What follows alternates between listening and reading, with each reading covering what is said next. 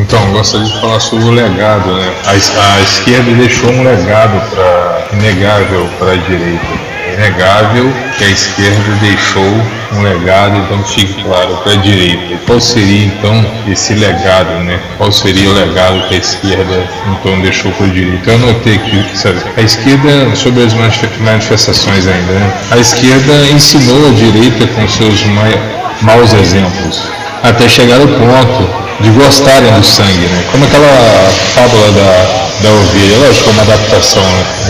Uma adaptação de fábula do Glaudius a respeito da ovelha, né? Da ovelha sequestrada, né? Aí você pega os inocentes assim, a ovelha, né? O lobo sequestra a ovelha como um inocente e aí ensina, né? Doutrina essa ovelha até ela desejar sangue dele, e aí ela volta para o grupo e aí começa a sequestrar outras ovelhas e transformando essas ovelhas em lobos, né? Daí a pouco as ovelhas começam a fazer parte do grupo dos lobos, assim. É uma fábula, lógico, uma adaptação, né? Tem uma parte lá até que o lobo fala, né?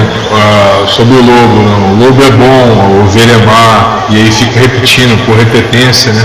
Você consegue dominar, de tanto repetir, a ovelha acabou provando o sangue e acabou gostando desse sangue. Então só dá para extrair muita coisa de fábula, mas essa do Glaudio aí, ela vem facilitar um pouco o que anda ocorrendo, sabe? Imagine que um conservador, igual você Tostante no meu caso, né? Conservador, pertencia a uma família tradicional, pacata, conservadora, pois disso sempre foram taxados, né? Eu disse aqui com relação aos conservadores.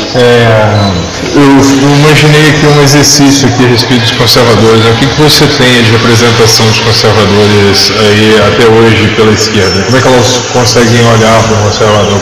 O que elas veem em conservador? Uma pessoa pacata, uma pessoa apática,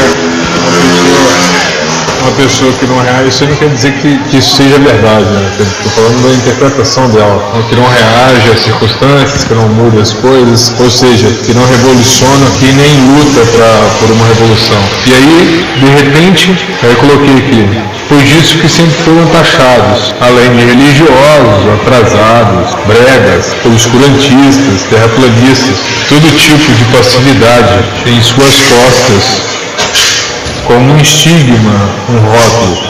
Imaginem agora esses mesmos conservadores recebendo aí, então, como havia dito, a doutrinação marxista por mais de 40 anos. No que iriam se transformar? A esquerda é assim? Não, a esquerda é assim. Ela cria um monstro e depois diz que é seu inimigo e que deve ser morto. Assim como o conto da ovelha capturada. Esse conto aí que eu disse do Cláudius aí, né? Da ovelha capturada, que após anos em cativeiro, junto com os lobos, aprendeu a caçar com eles. Basta ver a progressão dos jesuítas, passando pelos ecletistas, né? Passando pelos positivistas, até os marxistas, né?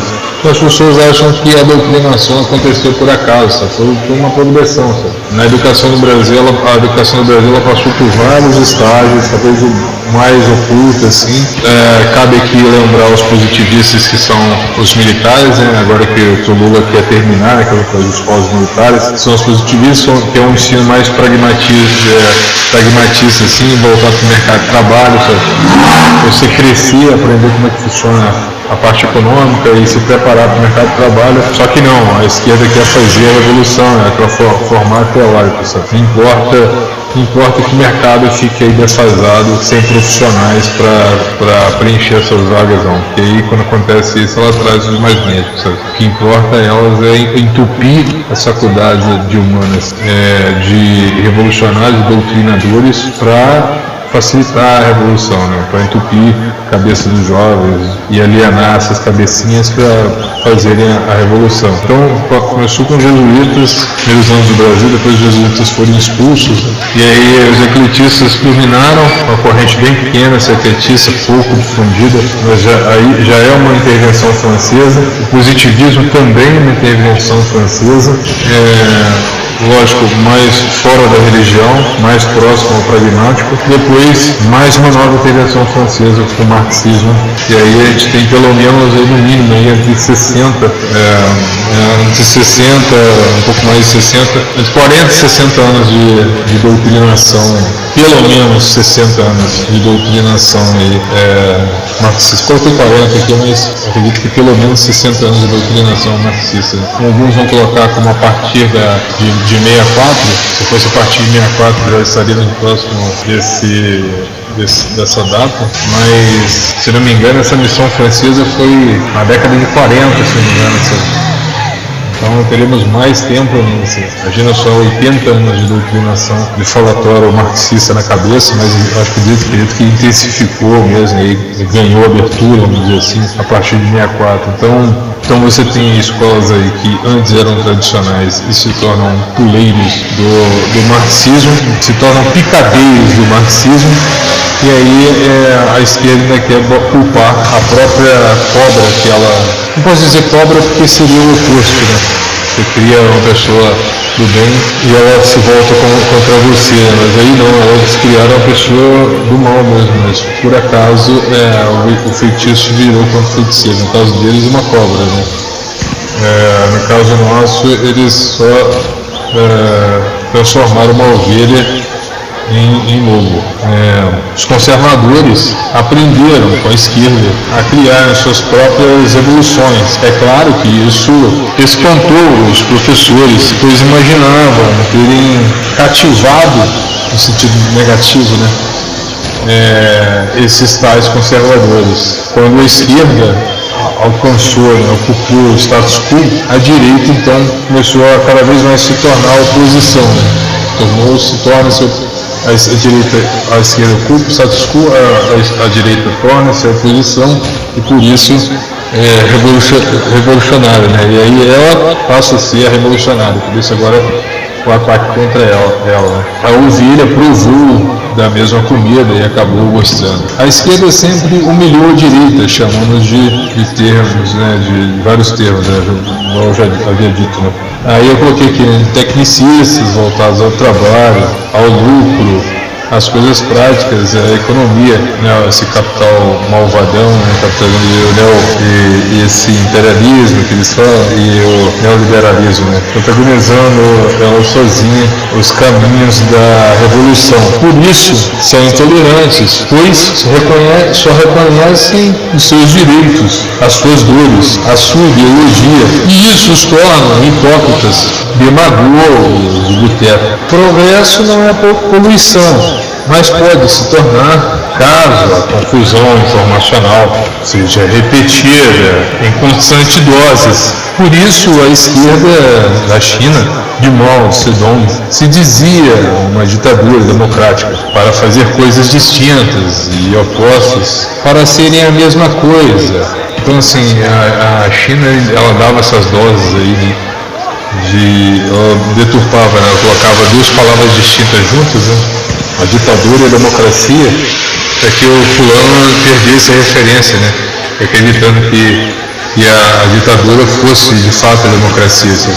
Eles têm como democracia popular, né? Que só pode ser feita através de uma ditadura, mas a ditadura é sempre escondida. Então, para fazer coisas distintas e opostas parecerem a mesma coisa. Afinal de contas, quem iria discordar? Pois uma vez que a maioria, ou a propaganda, eu coloquei aqui, quando a maioria ou a propaganda decreta uma verdade, nada mais pode ser fake, né? Daí acontece aqueles rótulos de cancelamento, perseguição, crédito agora social e daí por diante, né? Então as pessoas, você pode ver, né, nas cidades agora as pessoas estão começando a denunciar pessoas de esquerda, denunciando as pessoas que participaram dessa manifestação nossa. É bem isso que o socialismo faz, sabe? Ele denuncia os seus opositores, e isso aí vai se intensificar cada vez mais. Agora com as mídias sociais a gente teve a prova, sabe? Nesse ato que vem pela frente. Agora não é possível discordar, não, sabe? Toda vez que se discordar, ou no caso da manifestação, futuramente os próprios parentes, foi assim na Revolução Russa, os próprios parentes, no Diário de Nina, né?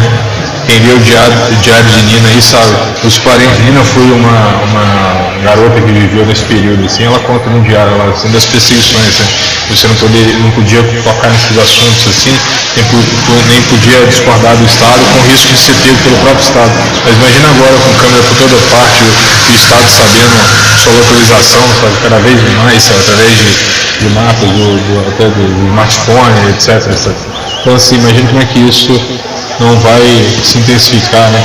Acabando cada vez mais com a privacidade. Então aquele negócio, né? Para a esquerda ela pouco importa, sabe? O que ela quer é a picanha, sabe? Ela não quer a liberdade. Ela abriu mão, ela quer a escolha, né? Ou você escolhe a justiça, a igualdade, que vocês vão colocar assim. De um lado a igualdade e do outro lado a liberdade. É bem simples, as duas coisas não andam juntas. Como ele escolheu a igualdade, a troco de liberdade, e aí isso consagra o Leviatã, né, a previsão do Hobbes, coaduna, né, com as ideias do Hobbes a respeito do Leviatã. Então, a maioria, se isso for um desejo da maioria, mas o problema todo é que uma vez feito o acordo, e aí o Estado assumindo e aceitando esse acordo, já era, sabe? Depois não adianta chorar, né? Porque o Estado tem o monopólio da força, então ele vai forçar para manter aquilo que foi acordado. Não foi progressivo, né? E aí como é que ele faz? Ele cria o engodo, as pessoas caem, os mais fracos caem, e depois não tem como mais. Lógico que ainda tem a questão do impeachment, né? Mas pode ter certeza que isso daí eles vão arrumar um jeito de acabar com isso também. E aí é o fim. Aí é a submissão total, é a vassalagem absoluta. Não foi isso que mostrou aquela massa, o que motivou o ódio, não foi o ódio às pessoas, mas a impunidade. Não foi o ódio, a impunidade, né? O ódio não às eleições, mas a falta de informação, ao controle das informações. Por isso o Estado revogou o porte de armas, para que não possam reagir, para que se cumpra o Estado Leviatã, para que sofram calados. Na história não há bom selvagem, aí agora a opinião minha. Todas as pessoas são boas enquanto gozam da mesma benesse. Só que como as coisas sofrem diferença, a oscilação das coisas, uma hora tem, uma hora... Depende de muitos fatores, né? de clima, etc. Então é isso que chamamos de igualdade, né? Como todas as pessoas gozam da mesma benesse. É isso que chamamos de igualdade. Agora, mas nunca há o bastante, como no paraíso, na queda do homem, que tendo todas as coisas, né, desejou outras. Como o anjo que tendo a glória, desejou outras glórias. Mas aí vem aquela questão, né? O que é o bastante, né? Mandei uma mensagem hoje para o economista em Lisboa perguntando ele. Essa é uma pergunta, eu acho que elementar da filosofia. O que é o bastante? O que é o bastante?